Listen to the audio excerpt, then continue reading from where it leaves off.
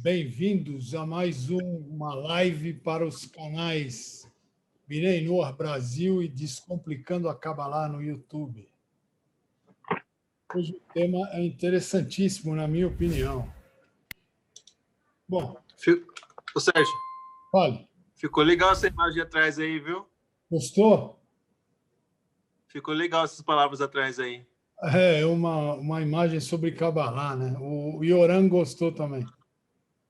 Isso aí não Ficou são legal pra 72 nomes? Oi? Isso aí são 72 nomes de Hashem, não é? É. Ah. Certo? Aí atrás aí os nomes dele? É, também. Aqueles dedos ali atrás, ali, ó, representando as mãos dos Kohanim. Exatamente. Do lado esquerdo e direito em cima de você ali.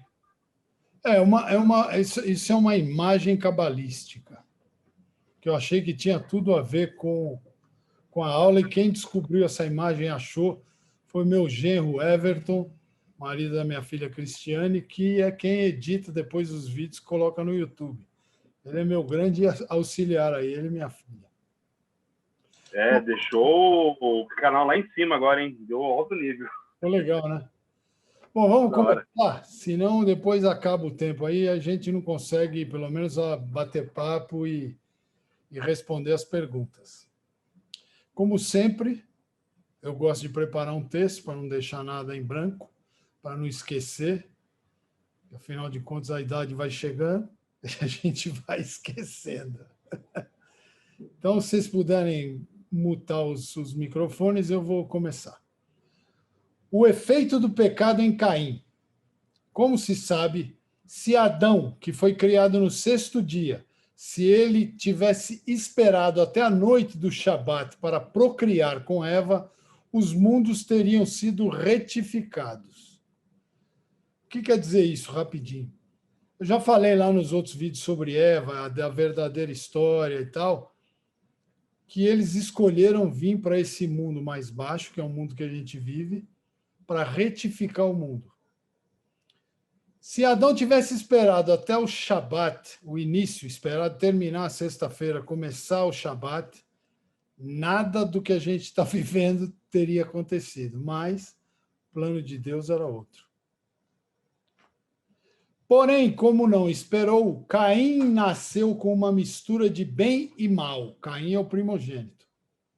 Além disso, se Caim, o primogênito, não tivesse pecado, ele e sua irmã gêmea teriam sido como Chokhmah, a sefirá da sabedoria, e Biná, que é a sefirá do entendimento. E Abel e sua irmã, o Yoram acabou de entrar. Boa noite, Yoram, bem-vindo. Abel e sua irmã gêmea seriam como Tiferet, que é a sefirá da beleza, da harmonia, e Malhut, que é a sefirá da nobreza, liderança. Originalmente não havia energia negativa dentro do homem, apenas fora dele. Ou seja, até então, a energia negativa estava fora do homem. Seu veículo era a árvore do conhecimento do bem e do mal. O trabalho de Adão era retificar isso, era extirpar, acabar com toda a energia negativa, também fora do homem. Ele deveria fazer isso abstendo-se de participar dele até o Shabat, ou seja, Adão tinha que se abster de se envolver no mundo até o Shabat. Ele tinha que não fazer nada, comia as frutinhas lá sem comer da árvore do bem e do mal, passeava pelo jardim, pronto, o mundo estaria retificado. De mãos dadas com isso, ele também deveria esperar para coabitar até o Shabat, ou seja, para manter relações sexuais com a Eva. Um outro parênteses aqui. O Shabat é um dia santo, é o dia perfeito para se fazer filhos. É aconselhado que marido e mulher façam sexo na noite do Shabat. Muita gente acha que é pecado. Não tem nada a ver com pecado. Muito pelo contrário. É abençoado. A criança que é feita numa noite de Shabat, num Shabat, é mais abençoada ainda. Só que o Adão não esperou. O Shabat é o dia de todo bem e perfeição. Uma grande luz brilha sobre ele que subjuga toda a negatividade e aumenta a revelação brilhante. Zohar. Por isso que se ele tivesse esperado para fazer tudo o que ele fez no Shabat, pronto, tinha neutralizado toda a negatividade do nosso mundo. Apenas esperar que o processo do Shabat fizesse efeito era tudo o necessário para aperfeiçoar o universo. É simples a gente sabendo agora, né? Porque eles não esperaram, a realidade teve que dar um pequeno desvio, pequenininho, de 6.000 anos. Exatamente. Um desvio de 6.000 anos. Na verdade, 6.000 anos ainda não são nada comparados com a eternidade. Vemos como é importante a qualidade da paciência. Estava falando sobre isso um pouquinho, agora há pouco, 1 hora atrás, com o meu amigo Ivan, aí do Alto Tietê. Márcio conhece, o pessoal conhece ele. Estava falando exatamente sobre paciência. Quem examina a sua vida verá que grande parte dos testes envolve espera. Se você analisar a sua vida, você vai ver que a maioria dos problemas e tudo se resolve com paciência e a gente espera. Então, eu, por exemplo, hoje nem tanto. Estava falando isso para o Ivan também, esse era o nosso tema. Ansiedade, eu sempre fui muito ansioso para resolver tudo. Então, tem um problema, eu já queria resolver, ou para o melhor ou para pior, mas resolver, tirar da frente. Quando eu comecei a estudar a Kabbalah e a Hassidut, o Tânia, eu percebi que eu estava totalmente errado. A gente tem que esperar e deixar que Hashem conduza. Aí tudo melhorou, minha ansiedade passou. Hoje eu posso dizer que minha ansiedade melhorou 95%. Comecei a entender um pouquinho melhor as coisas. Então, a paciência é fundamental. Depois faz um exame na tua consciência aí de vida, você vai ver que a falta de paciência é o grande problema da nossa humanidade. Crescer em uma sociedade, que é a nossa, né? Bombardeada a mente com mensagens constantes de que a vida se trata de gratificação instantânea, que a gente tem que ser gratificado instantaneamente. Pode dificultar a implementação disso, ou seja, a implementação da paciência. Nem sempre a gratificação ela é instantânea. Pode-se refletir sobre a lição desse ensino para ajudar. Depois você pensa, depois que acabar a live e tal, pensa sozinho como você pode melhorar a sua vida com paciência. De acordo com o quão bem a pessoa domina seu desejo de gratificação instantânea, ela fixa uma parte importante de sua porção no pecado original. Adão não teve paciência. Ele não esperou algumas horas, não esperou, não. Caim nasceu primeiro, então a maior parte da negatividade injetada em Eva por comer da árvore veio para ele. Zohar. Na verdade, a Kabbalah explica mais profundamente, eu já tenho um vídeo sobre isso no canal do YouTube, que não foi só a árvore do conhecimento, a árvore do bem e do mal. A serpente também, por causa que a Eva permitiu, injetou o mal nela, a negatividade nela. E essa é uma explicação do Zohar. Isso produziu suas tendências assassinas, entre outras coisas, ou seja, essa negatividade, esse mal injetado em Eva, passou para Caim. Daí vem o instinto assassino do Caim. Se ele não tivesse pecado, se ele, mesmo com essa negatividade, ele tivesse controlado ela e não tivesse pecado, matando o irmão, ele teria assumido a estatura espiritual completa em que sua alma estava enraizada. O Caim era um gigante espiritual. A gente vai entender isso aqui agora. Só que ele sucumbiu à energia negativa. Caim e sua companheira encarnaram Chokhmah, que é a sefirá da sabedoria, e Binah, que é a sefirá do entendimento, que é Caim e a irmã gêmea dele, que virou a mulher dele e companheira. Os dois vieram com sabedoria e entendimento, que é o primogênito que recebe essa sefirá. Só que ele pecou. Depois que ele desertou, ele saiu do bem e assumiu o pecado, esses níveis não se expressaram totalmente nele. Então, Hormá e Biná se ocultaram neles, no casal. O nome Caim, em hebraico, está relacionado à palavra Kiná, ciúme. E ora, me perdoa se minha pronúncia de hebraico está feia e errada. Me perdoe. Ele estava com ciúme de Abel. Caim tinha ciúme de Abel. Isso é claro, todo mundo sabe disso. Uma das coisas que ele tinha ciúme era que Abel recebeu uma esposa extra, diz o Midrash. Então, o Abel nasceu com 2 irmãs gêmeas. E o Caim ficou com ciúme disso. Ele queria tanto que ele pediu. Está na Torá explicando isso. O Rashi explica nos comentários. Que ele queria uma das irmãs para ele. E o Abel falou, não, a Hashem deu para mim 2, eu vou ficar com as 2.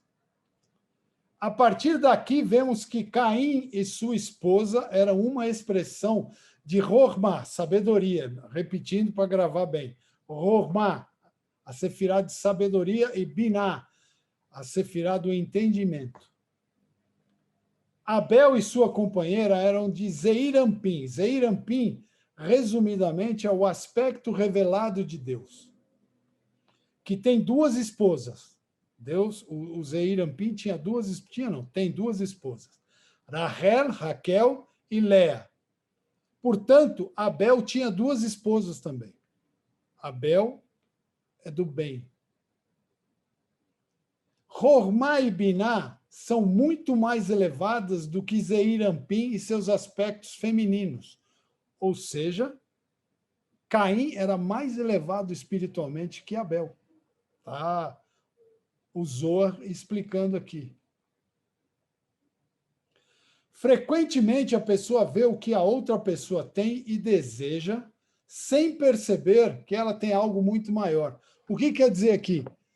Que Caim tinha algo muito maior, imensamente maior que Abel, e ele foi desejar o que Abel tinha, e esqueceu e não percebeu que ele tinha algo muito maior. E esse foi o grande erro dele. Aí ele cometeu o pecado. Ele deixou as energias negativas dominarem ele. Esses níveis estão intrinsecamente acima do mundo como conhecemos, que é executado principalmente a partir dos aspectos de Zeirampim e Nukva. Nukva é o feminino de Zeirampim. Reina na Sheriná feminina. Nukva reina na parte feminina da Sheriná, de Abel. Abel, a parte feminina dele é que dominava Abel. A providência quer que o universo ascenda, suba esses aspectos superiores. No entanto, uma vez que ele matou Abel, quer dizer, desde que Caim matou Abel, não foi mais possível que isso acontecesse imediatamente. Quando ele cometeu o assassinato, é um pecado gigante, e aí deu tudo errado. Primeiro, Shet, o 7, teve que nascer aquele que assumiu e reviveu o aspecto de Abel. Então, nos ensina aqui, a Kabbalah, o Zohar, que Shet, 7, era a encarnação de Abel. E Caim teve que vagar, né? Tem pedaços do Zohar, no Talmud, que dizem que Caim vagou pelo mundo mais baixo ainda, o mundo subterrâneo. Isso pode ser um assunto por uma outra live. Só dar uma... Então, esse é o início do Tikkun, da retificação do nosso mundo. Assim começou. Todo esse Sha'ar, não sei se estou falando direito, Yoram, Sha'ar Agilgulim, a reencarnação, é focado no Tikkun, na retificação de Caim.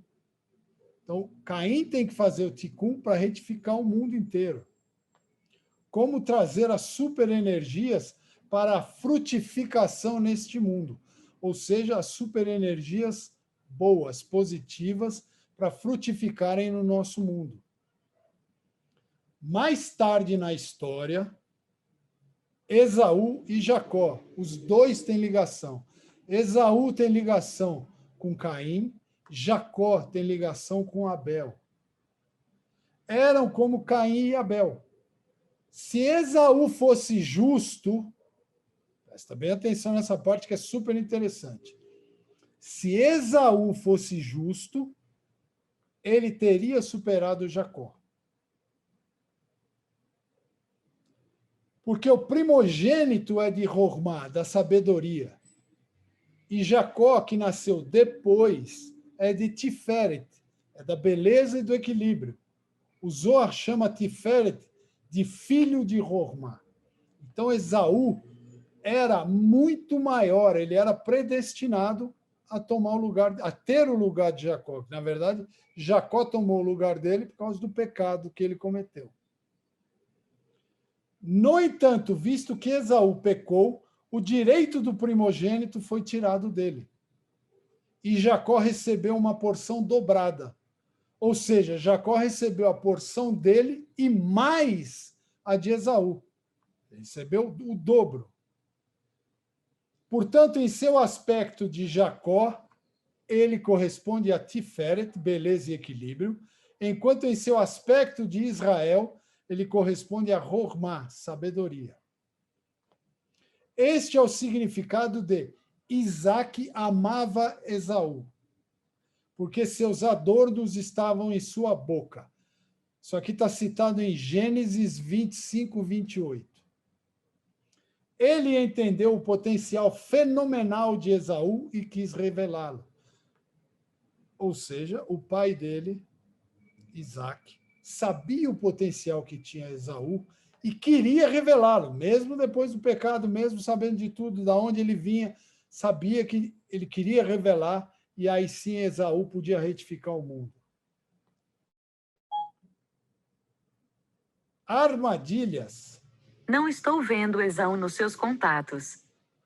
Para quem você quer enviar? O relógio falou sozinho aqui, me perdoe.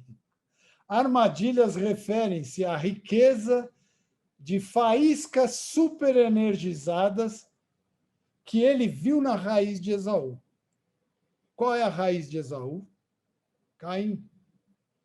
Então, Isaac viu as faíscas superenergizadas e ele queria ativar essas faíscas se ele desse a bênção a Esaú. Eles são como se estivessem presos os dois nas mãos da Sitra Ahará, também Yoram, desculpa a pronúncia hebraica, que quer dizer o outro lado, o lado oposto ao lado de Deus. E eles precisam ser repreendidos, os dois, Esaú e Jacó. Este é o segredo do porquê Isaac queria dar as bênçãos a Esaú. Ele esperava que, através do poder das bênçãos, ele pudesse magnetizar as faíscas para o seu lado da santidade. Então, ele achava que, com a bênção dada para Esaú, ele ativava as faíscas do bem e Esaú largava o mal, e aí ia se retificar e retificar o mundo. Deus viu que isso não aconteceria, porque Deus sabe tudo e já tinha planejado tudo. Ele, portanto, influenciou Rebeca, a mãe, a levar Jacó a receber as bênçãos. Então, foi Deus que influenciou aí. Deus é que dirigiu.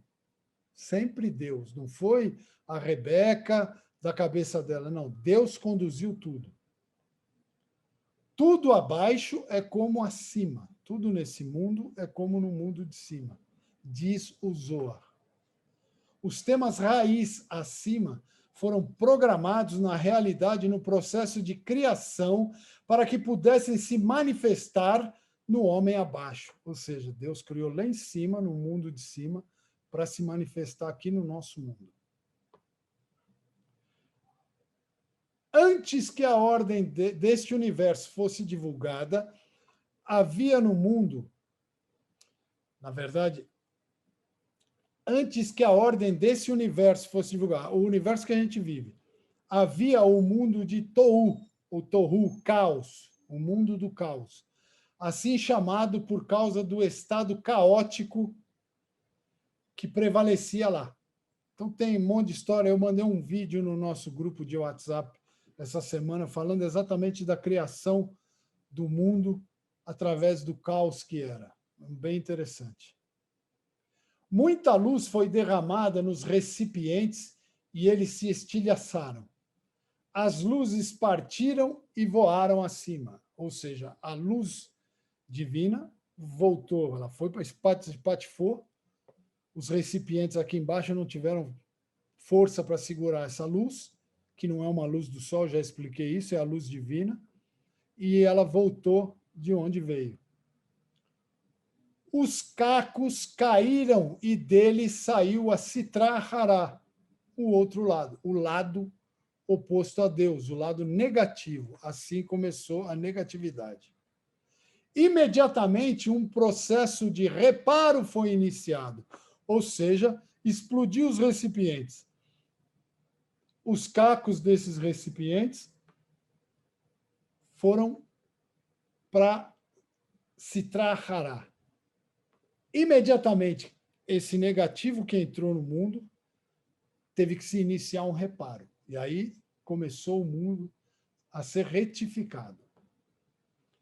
As luzes foram diminuídas e atraídas para os recipientes, que são as tais das sefirás, as sefirot, perdão. Tem as sefirás, são 10, e aí essa luz foi condensando para chegar no nosso mundo e o nosso mundo da ação. Este se tornou o mundo de Tikkun, da retificação, que é o nosso mundo. Nosso mundo é o mundo da retificação. Caim e Abel são a personificação de Tohu, do caos. E Tikkun, retificação, os dois. Um é o caos e o outro é a retificação. Caim é o caos, Abel a retificação. O mundo perdura no modo Tikkun Abel. O mundo perdura através da retificação e de Abel, do bem. Mas não era para ficar assim. Não é para ficar só nisso. A providência, que é a providência divina, dirige as coisas de tal maneira que, eventualmente, libera a energia superior de Caim, ou seja, a energia negativa. Uma etapa importante no processo ocorre por meio de Jacó, Abel e Tikkun, que é a retificação, e Esaú, Caim, Tohu, que é o caos. Os dois estão ali. O mal e o bem estão juntos. Esta é a ideia por trás de Esaú ser maior do que Jacó. Por isso que Esaú é maior do que Jacó. Nas palavras do rabino Avigdor Miller, se Esaú tivesse feito tchuvá, estaríamos dizendo Senhor de Esaú na oração de Amidá, em vez de Deus de Jacó, a gente estaria falando Deus de Esaú. Olha que interessante isso. Como foi dito, porque Adão pecou na sexta-feira, a cobra ou a serpente foi capaz de transmitir Zuama, Zuamá, também, Yoram, me perdoe a pronúncia no hebraico, que é a contaminação espiritual. A serpente contaminou o mundo espiritualmente através de Eva. E isso resultou no nascimento de Caim e Abel com o bem e o mal combinado dentro deles. Ou seja, Abel tem o bem e tem o mal, Caim tem o bem e tem o mal. Tinha o bem e o mal dentro deles. No entanto, havia uma diferença entre eles. Caim era principalmente mal, enquanto Abel era principalmente bom. Isso significa que a Nefesh, Ruach e Neshama, os 3 níveis da alma, de Caim era de Beriá, Yetzirá e Aziá. que é da santidade. E que essas três se misturam com a Nefesh, Ruach e Neshama das Kelipot, que são as impurezas.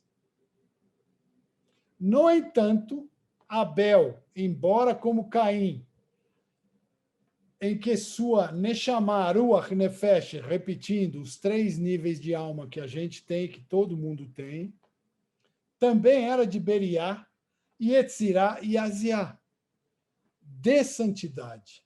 Apenas sua Nefesh, que é o mais alto nível da alma, e Ruach se misturaram às Kelipot.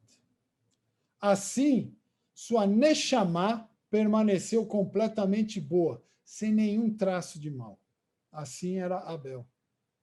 Porque o nível de alma dele mais elevada permaneceu pura. Isso é o que significa ser principalmente bom e parcialmente mal. Os três componentes de ambos os lados não são iguais. Os três componentes são os três níveis da alma que eu acabei de falar. No caso de Caim, todos os três, em ambos os lados, foram misturados. Então, Abel, o nível mais alto dele era puro, era de pureza. Já Caim, os três níveis de alma dele se misturaram. Então, ele ficou principalmente mal. Então, aqui termina a explicação de como o pecado atuou em Caim.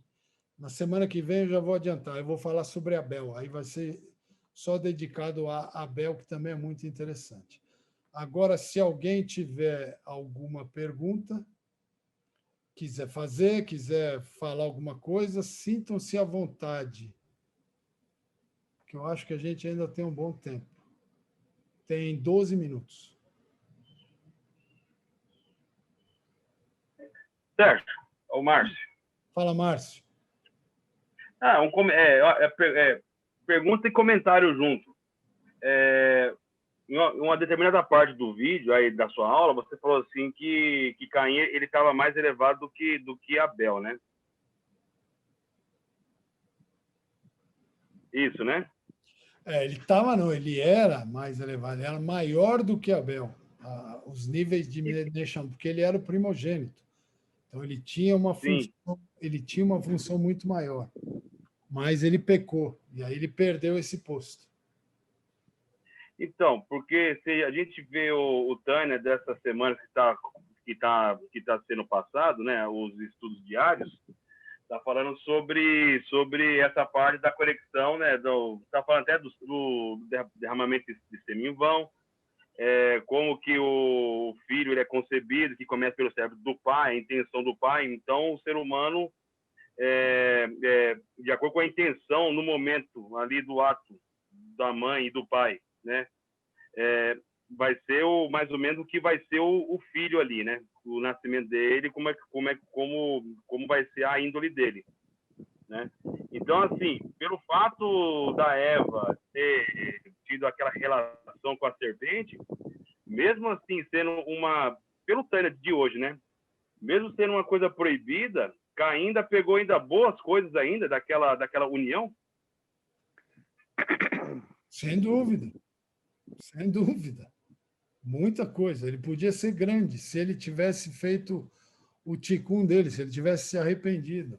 Mas ele não se arrependeu.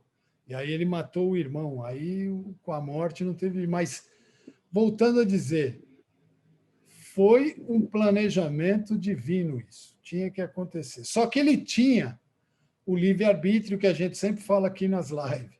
Ele tinha o livre-arbítrio de não matar o irmão. Não foi Hashem que falou, vai lá e mata. Ele tinha o livre-arbítrio de não matar. Ele tinha o livre-arbítrio de engolir o ciúme, a inveja e seguir em frente. Mas ele não fez isso. Então, aí é que está o nosso poder a imagem de Deus, de escolher. Então, eu falo sempre aí nas lives que eu faço, Deus te leva até um certo ponto. Depois, a decisão é sua. Você vai cruzar a fronteira do bem e do mal, o problema é seu, e você vai assumir a responsabilidade. E está aí. E aí, a gente fala das encarnações, né? Que o Zohar explica bem quem encarnou quem. Porque agora vem a retificação. Não é que Abel morreu e acabou, não. Ele virou Sete. Ele veio para fazer a parte boa. E você vê como... Sérgio. E hoje a grande briga de Esaú com Jacó no nosso mundo, nas religiões, não vou entrar em detalhe para não ficar polêmico isso, mas se você estudar, como você, Márcio, estuda o Talmud e a Torá, fala de quem é Esaú, é pai de que ramo da religião. Mas isso já está mostrando que eles estão se aproximando. Eu não vou entrar nesse tema, que é muito polêmico e eu não quero causar alvoroço. Ei, Sérgio. Oi. Tem um Benor lá da sinagoga que ele me fez uma pergunta já há umas 2 semanas, não estou conseguindo responder. Eu pesquisei e não consegui encontrar ainda. Não sei se você lembra de cabeça aí, tá bom? Porque isso é um assunto, é uma pergunta bem difícil essa aqui, tá? Preparado? Ué, se eu puder, eu falo que eu respondo. Se eu não souber, eu falo, não sei, vou pesquisar. Sabe quem que é? É aquele rapaz que vem com a Ana. A Ana, aquela moça que era... A Ana, uma magrinha. O rapaz que vem com ela. Esqueci o nome dele. O Márcio. É Márcio? Eu sei quem é. Márcio. Ele me fez a pergunta. Ele estava perguntando um negócio lá sobre inferno e tal, sobre o que vai acontecer quando a gente morrer, reencarnação e tal. Você lembra de cabeça, Sérgio, em qual trecho da Torá que a gente pode apontar que há realmente essa afirmação de que a pessoa tem o limite de 1 ano no Guerrinom? Se lembra de cabeça? Na Torá, não. Eu pesquisei aqui, eu encontrei na Parashá Vayeri. Uma pessoa ela tem um limite de ficar 1 ano no Guerrinom. Mas eu não encontrei o capítulo e o versículo no hebraico que mostra isso. Não, Será não, que tem na Torá? Não, porque eu acho que isso você tem só no Talmud e no Midrash, que é a Torá oral. Eu acho que na Torá Humash, que todo mundo tem, eu acho que não tem. Posso até falar uma besteira. Eu não lembro. O Talmud eu sei que tem. Mas também não sei exatamente onde está.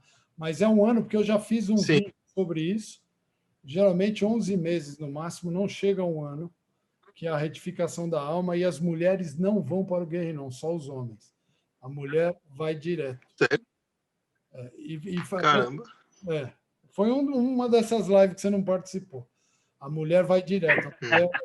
A mulher ela é abençoada tanto que a mulher não precisa rezar, não precisa pôr tefilim, não precisa pôr nada. A mulher praticamente ela tem que acender a vela do Shabat, ela pode rezar, lógico, mas ela não é obrigada.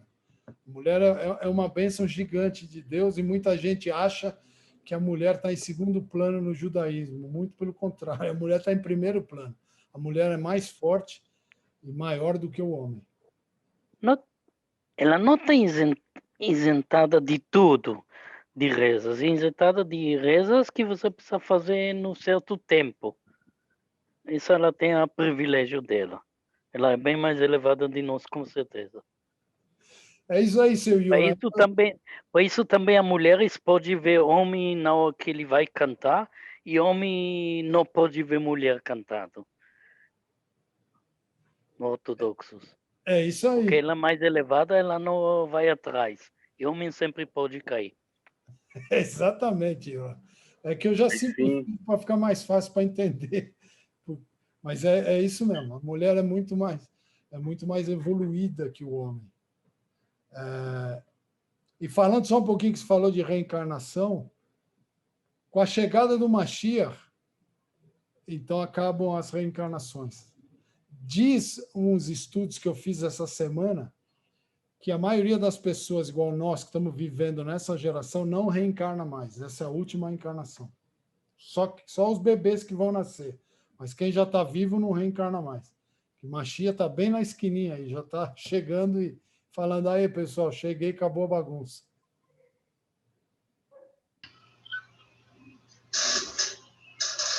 Benenur pode estudar Talmud? Alguns pedaços, não tudo. Não é que não pode, deixa eu explicar isso, que isso é um tabu e eu queria falar. Não é que não pode, que se estudar vai morrer. É que ele é muito complexo, igual os temas que eu trato aqui, é muito complexo. Se a pessoa ler, não vai entender e pode interpretar tudo errado e começar a fazer prática errada, igual achar que tem que colocar tefilim e não pode, fazer um monte de prática que judeu é que é obrigado a fazer. O Binei Noah, ele tem 7 leis somente e suas ramificações. Então, é por isso que os rabinos pedem para não estudar o Talmud todo.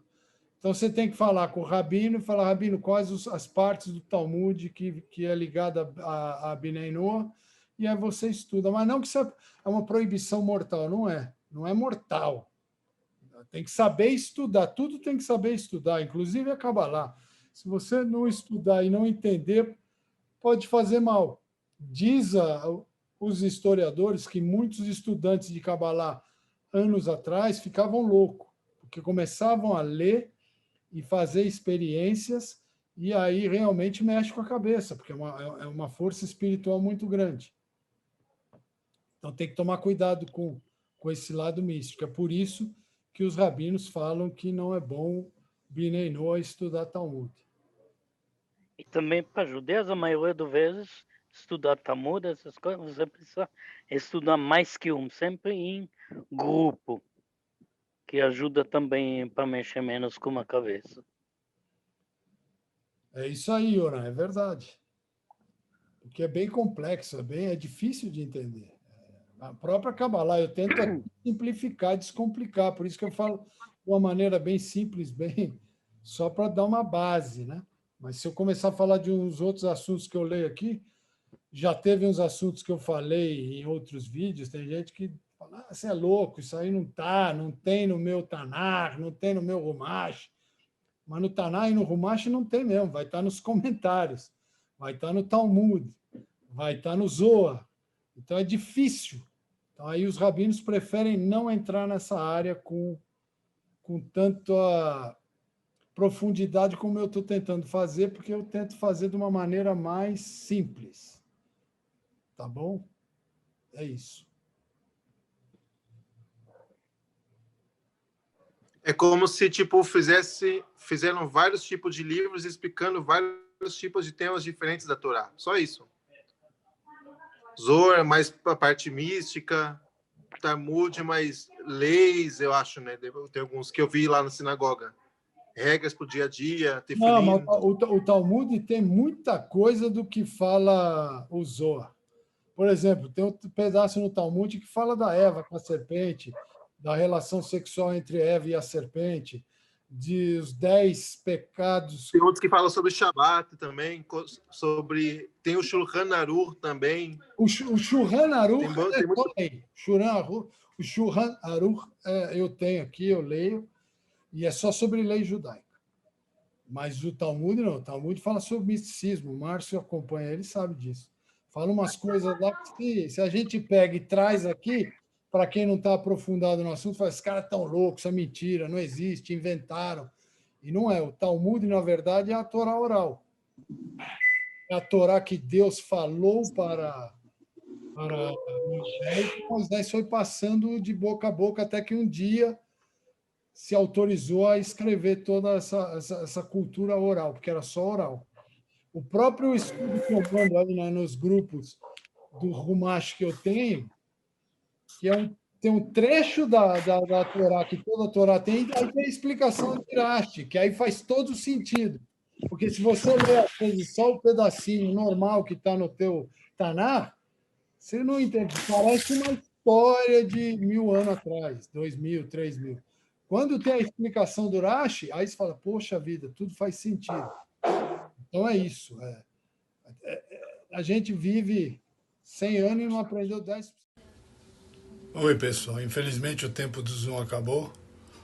Então, se você tem alguma dúvida, alguma pergunta, pode deixar aí no canal, que assim que eu puder eu respondo. Tá bom? Um abraço e até a próxima semana.